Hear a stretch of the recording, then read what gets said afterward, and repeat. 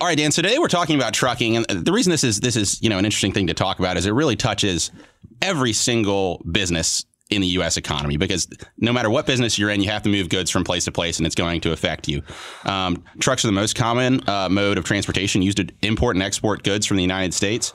And it's expected to grow at a rate of 4% per year between 2015 and 2045. So it's really a significant portion of our U.S. logistics, how things get from place to place. When you go to the store and buy something, more likely than not, that was brought to the store in a truck. But what's really significant in trucking today, Dan, what we're really here to talk about is that there's a massive trucking shortage, and that's been growing over time. Do you want to talk a little bit about the shortage and how we got there? Well, what's really interesting about it is trucking is a relatively good job. So average pay is somewhere in the 50s. You can make $100,000. It requires about 6 weeks of training. So there aren't very many jobs. You can take a 6-week class, cost you a few $1,000s, and you're immediately going to have a job that pays $50,000 or more. The problem with it is that despite all the positives of trucking, it's also kind of a miserable life. So we're having trouble as a nation talking specifically younger people into taking these jobs. And that's leading to, a very significant hundreds of thousands. The numbers vary depending on who's telling the story of open jobs. And that's going to push prices for everything higher.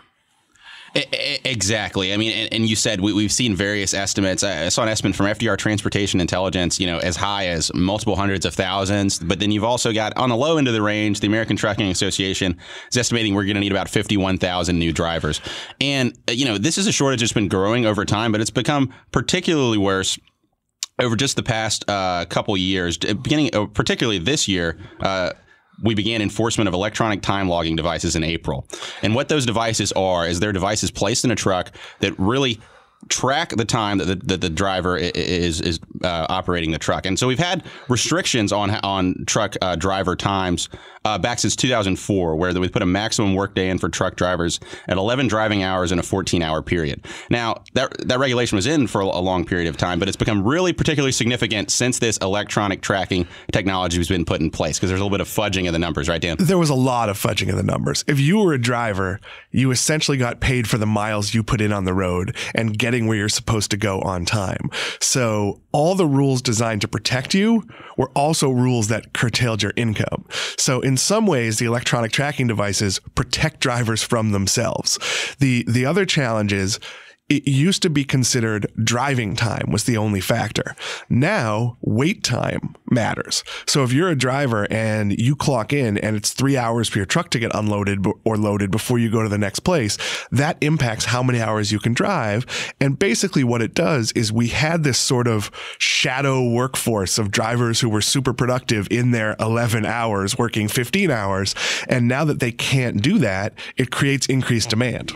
Exactly, Dan. And this is one factor that's coming in, the regulatory aspect. You talked again about how there's a shortage of younger people entering the trucking workforce. Part of the reason behind that is the economy has been so great. You talked about how trucking can be a difficult job. You're away from your family. You're on the road for months, weeks at a time.